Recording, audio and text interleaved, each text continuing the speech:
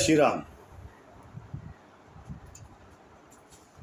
सबसे पहले आप लोगों को प्रणाम नमस्कार।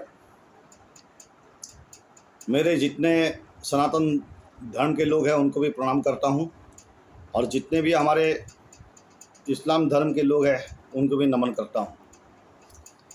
आज मैं ये वीडियो इसलिए लेकर आया हूं,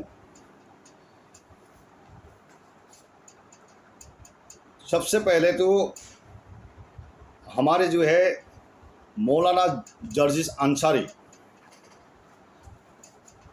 मेरे भाई है, कोई अलग नहीं है। क्या वो मतलब वो तो बहुत ज्ञान से परिपूर्ण है, लेकिन फिर भी कहीं ना कहीं वो जो है गलती करके चले जाते हैं। और मुझे भी जो है इससे पर शक हो गया, ये हिंदू जो शास्त्र पुराण की कथा बोलता है तो ये सही ढंग से उसको देखते नहीं हैं, और खुद पढ़ा भी नहीं होगा, किसी ने बस बोल दिया उसको ले जा करके बस लोगों के सामने बोल देना बस। और उसके बाद जो है लोगों के ऊपर क्या असर पड़ेगा, लोग कहाँ जाएंगे, उससे कोई मतलब नहीं है। बस भगवान पैदा करना है, दुनिया को आपस में लड़ा देना है, उसी का ये काम है। और झूठ बहुत बोलता है। अभी कैसे झूठ बोलता है, मैं उसका झूठ का मैं अभी साबित करने के लिए मैं जा रहा हूं।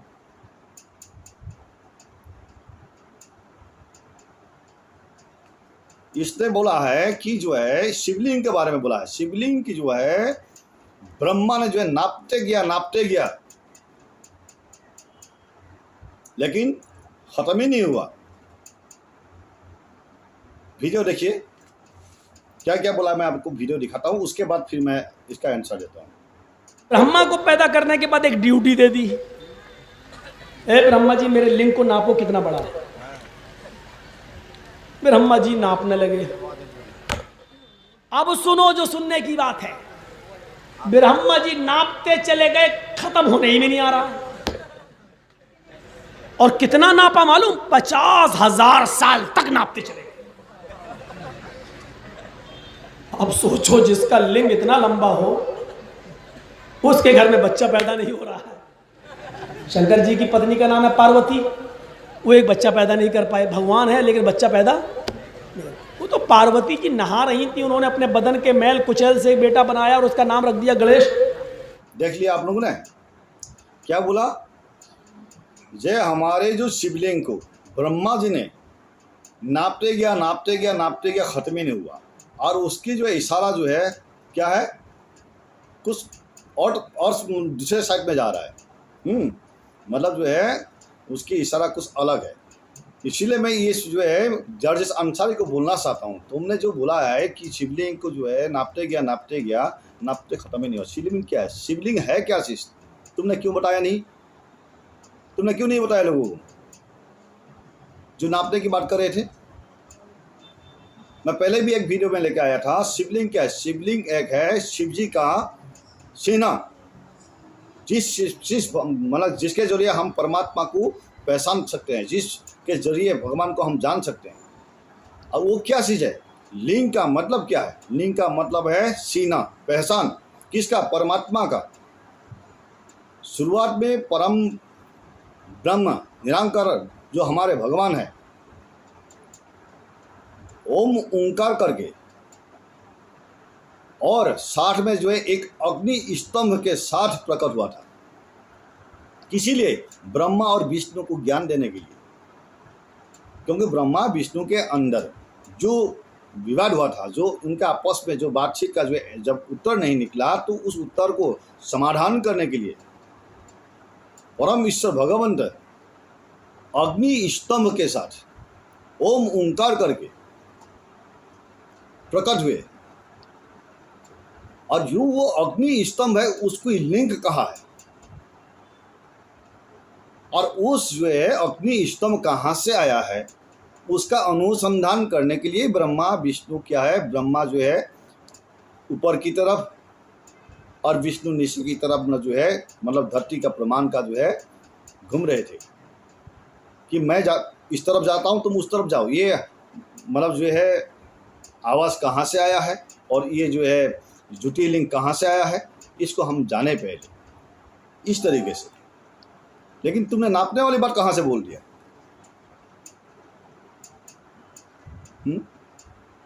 इसलिए जर्जिस अंसारी को मैं ये बोलता हूँ, या तो तुम पहले ये जानो फिर उसके बाद बात करो, और नहीं जानते हो तो फिर बोलना मत। अपना बढ़िया से अपने जो है धर्म ग्रंथ का जो है तुम क्या करो, सबको बतलाओ ताकि वो ज्ञान मिले उनको बढ़िया से। अच्छी बात है, आप किसी को आप ज्ञान दे रहे हैं, बढ़िया बात है, लेकिन इस तरीके से ज्ञान मत तो जो झूठा मूठा बोल करके जो तुम ज्ञान देने जा रहे हो। शिवलिंग का अर्थ मैं दोबारा बोलता हूँ क्या है, ठीक है? लिंग का अर्थ पहचान है, और कौन सा पहचान है? ज्योति लिंग। ज्योति क्या है? अग्नि स्तंभ। और ये भी तुम्हारे को, इससे भी तुम्हारे को अगर कोई दिक्कत आती है समझने के लिए तो फिर मैं आपको समझा देता हूँ। लिंग पुराण उठा के देखिएगा, ठीक है? लिंग पुराण उठा के देखिएगा और 7वां अध्याय को खुलिएगा। 7वां अध्याय में आपको 2 श्लोक मिलेगा। 2 श्लोक को मैं पढ़ के सुना देता हूँ। एतस्मिन्नन्तरे लिंगम भवस्यवयुः पुराः विवचनात् हि प्रबुद्धैव भास्वरम्। ब्रह्मा विष्णु की जो है आपस में जो लड़ाई हो रहे थे, होने के बाद उनके जब विवाद समापन नहीं हुआ, जब उनका कोई भी आंसर नहीं निकला, तब परम ईश्वर भगवान ने लिंगम भवस्यवयुः, लिंग मतलब एक प्रतिचिह्न क्या है, उनके सम्मुख जो है परमात्मा ने स्थिति किया। विवाद समानार्थ ही प्रबुद्धाय सभाश्रम, और সেই उस विवाद को, उनके उस झगड़ा को समापन करने के लिए ही परमात्मा स्थित हुआ। ये इस श्लोक में बोला है। और दूसरे श्लोक में क्या बोला है? ज्वाला माला सहस्त्राज्यम काला नल सतुत्पमम चैविद्धि विनिर्मुक्तामादिम मैदांतम वर्जितम। अब ज्वाला माला सहस्त्राज्यम अर्थ क्या है? अग्नि स्तंभ। जो लिंग जो है, लिंग आकार से जो आए थे वो क्या है? अग्नि स्तंभ, ज्वालामुखी की तरह, ठीक है? ज्वालामुखी की तरह जो है, इसका कोई क्षय नहीं, कोई वृद्धि नहीं, ठीक है? असीम जो है वो एक परमात्मा का पहचान है। और तुम नापने की बात करते हो। नापते किस चीज़ को नापते हैं इसको तो पता नहीं आपको। इसीलिए जर्जिस अंसारी, मुझे इसी में पता लग गया कि तुम बहुत झूठ बोलते हो। आज झूठ बोल बोल के दुनिया को भड़काते हो, इसलिए ऐसा मत कर। बढ़िया से तुम जो है अपनी ग्रंथ का जो है तुम क्या करो, लोगों को समझाओ, बतलाओ। बढ़िया, अच्छी बात है। परमात्मा सब एक है, अल्लाह भी एक है। ये लड़ाई झगड़ा मत कराओ, ठीक है? इस्लाम जो लोग हैं वो भी अपने भाई है, हम भी तुम्हारा भाई है। शायद तुम मानो या न मानो, लेकिन हम मानते हैं इस धरती में जो भी जीव है सब परमात्मा का अंश है। यही सनातन धर्म का उपदेश है। और तुम इस उपदेश को शायद तुम मानो या ना मानो, उससे हमको कोई दिक्कत नहीं है। हम परमात्मा को हर जगह पे हम देखते हैं और इसीलिए हर चीज़ को हम सम्मान करते हैं। शायद तुम सम्मान करो या ना करो, उससे हमको कोई मतलब नहीं है। इसीलिए तुम ऐसा हमें ज्ञान देने की ज़रूरत नहीं है, ठीक है? बस मैं यही तुमसे प्रार्थना करता हूँ, दोबारा इस तरीके से भाषण न दो। और दूसरी बात है, और एक आपने कहा है कि शिव जी के अंदर इतनी ताकत नहीं है कि वो एक बच्चा पैदा करे। इसीलिए माँ पार्वती ने क्या किया, अपने मैल से अपने जो है गणेश भगवान को बनाया।